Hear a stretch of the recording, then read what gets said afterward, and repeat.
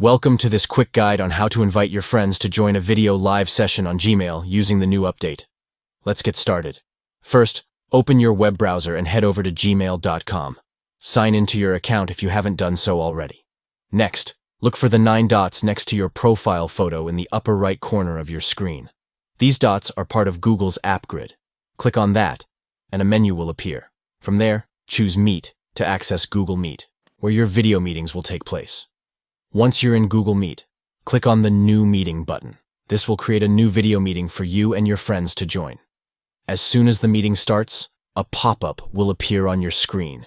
Here, you can easily copy the meeting link to send it to your friend.